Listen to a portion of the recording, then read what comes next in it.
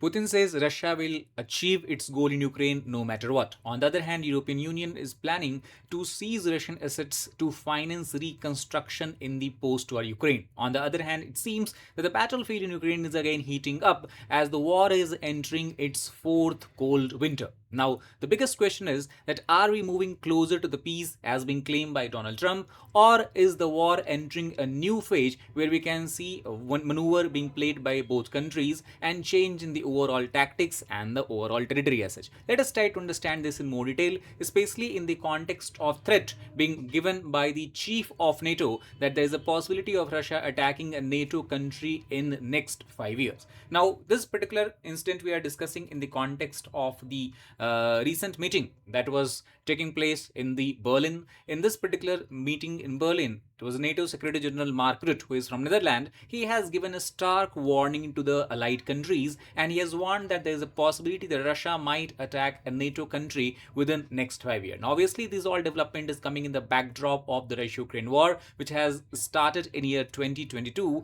and is now entering its fourth year, and thus the peace is nowhere to be seen. Now, it is in this context a core warning was issued by the North Atlantic Treaty Organization, where it has taken into account the escalating covert and overt actions that Russia recently had engaged itself in against the Western countries, Western society. A lot of drone-like attacks, drone-based attack, we can say cyber attack, was originated from Russia and targeted the Western countries as such. Also, at the same time, the warning was given by Mark Rutte that NATO must be not complacent. It must prepare for a large-scale warfare. And when you talk about large-scale warfare, he's talking about warfare that is comparable to the 20th century conflict. When we talk about 20th century conflict, we are referring to the World War II like scenario. And also at the same time, he has warned that we do not have time to be sitting idle, because time is not on the side of NATO. Now, why he's saying it, we'll try to discuss in the other part, next part of the video. Now, as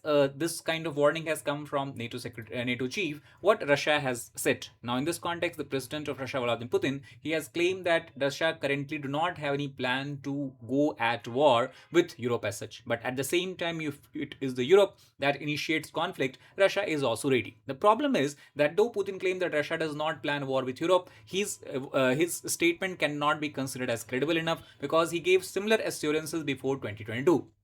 Before actually war began in Ukraine, he kept saying that Russia is not planning to attack Ukraine as such, but overall he did, and that is why his credibility is something that cannot be taken at the face value. Also, he has said that the Western countries, especially NATO countries, European countries he has targeted, is trying to spread hysteria and lie about the war, and they're trying to basically undermine the peace effort that is being made by US, especially President Donald Trump, in the case of Russia-Ukraine war. At the same time, Putin has stated that goals will be undoubtedly be achieved. He also has claimed that over 300 different settlements have been captured by the Russian military in the last 1 year as such. At the same time, he has said that we prefer diplomacy, but we are ready to use military means if talks fail. Now, as far as the NATO security concern is there, obviously we have to understand, if you look at the map here, this particular map is what represents Ukraine as such. And if you look here, basically all the European countries, a large number of NATO countries share border with Ukraine, and thus NATO Secretary General has stated that if Ukraine falls in Russian hand, it means that Russia will then have a direct border with the NATO countries. It will have a direct access along the border, and it will inherently increase many times the risk of conflict, which might trigger a large scale massive war between NATO and Russia. At the same time, Mark Rutte has suggested that our approach of supporting Ukraine in whatever way possible is essential not only for the security of Ukraine and to ensure the territorial integrity of Ukraine, but also essential for the European security overall. Now, if you're liking our video, please hit the like button and also do subscribe our channel. Now, coming back to the topic, if we talk about the war economy, because if you remember, I told you Mark Rutte has stated that time is not on the side of NATO, and the reason behind this is because of Russian economy. Now, Russia, because they have been waging wars for such a long period of time, their economy has entirely got interwoven and interlinked the war as such, and it has shifted to full war footing economy as such. And the reason behind this is because Russia understand though they have begun this war in Ukraine as a 3 day war, or something we can say a short duration brief war, it has dragged on continuously, and that means they have to be prepared in long term as far as the military is concerned. At the same time, they have increased the production of defense equipment, such as current estimated production of tanks is about 150 per month, 550 infantry fighting vehicles they are producing, and about 120 attack drones they are producing every month. At the same time, over 50 plus artillery systems are also being produced by Russia as such. If you compare this figure with the NATO, this seems there is a wide industrial gap as far as the military industrial complex is concerned. The production lag is clearly visible, because talk about the major countries in Europe such as Germany, France, Netherlands, Sweden, these countries in Western Europe are lagging far behind as far as the weapon production rate is concerned.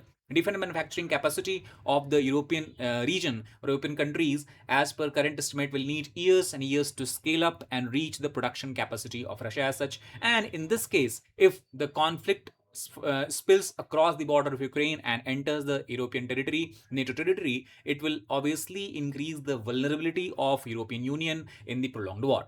Now, as far as the Russia-Ukraine war is concerned, we know that it has been changing. The situations has been changing in the battlefield. There is a direct confrontation, assault taking place, and the military of both countries are continuously engaging with each other. On the other hand, Russia has shied away from directly attacking any NATO country, because they do not want to face the full force of NATO, and especially United States together with it. So they have adopted tactics of, we can call as hybrid or gray zone warfare. It is accused by NATO that Russia has been using cyber attack to debilitate many different part of economy, and also digital infrastructure of European Union is being targeted. At the same time, social media and internet is being used by the Russians to spread disinformation campaign, which is nothing but part of broader strategy of information warfare. At the same time, in the recent months, we have seen many Russian drones incursioning and entering into the territory of European Union, and not only any general territory, but around airports and military bases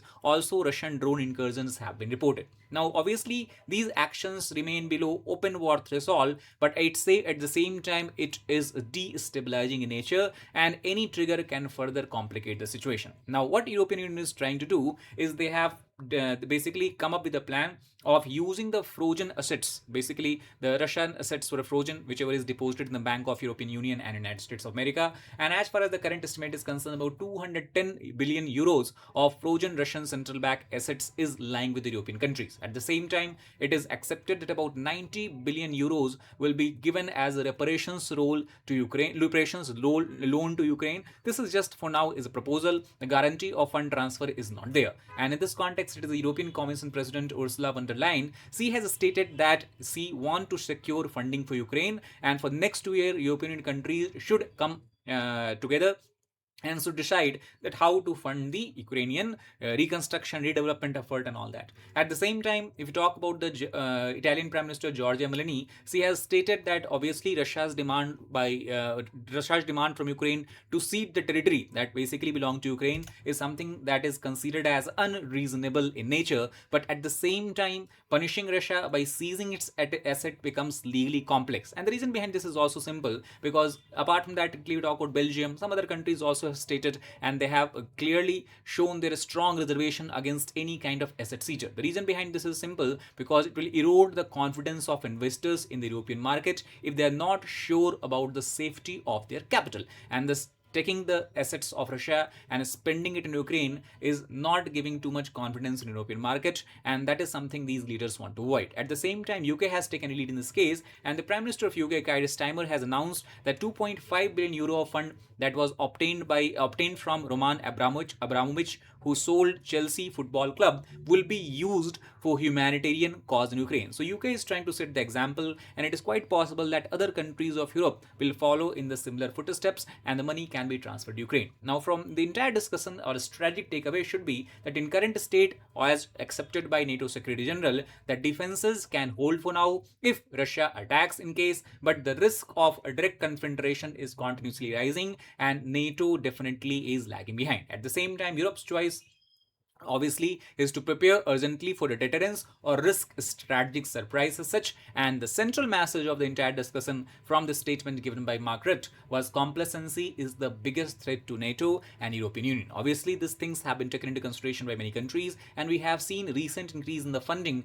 by many of the Western European countries such as Germany, Italy, France, etc. And further it is expected that more people would be included in military. Mandatory conscriptions rule will be drafted by several countries to ensure that every youth who is above 18 years join military for training and all that. So we have to wait, watch and see how the entire war in Ukraine unfolds, especially in the backdrop of President Donald Trump trying to bring peace to the table. Whether it will be successful or a failure, that's what we have to leave on the time. That's all for this particular video. Thank you very much.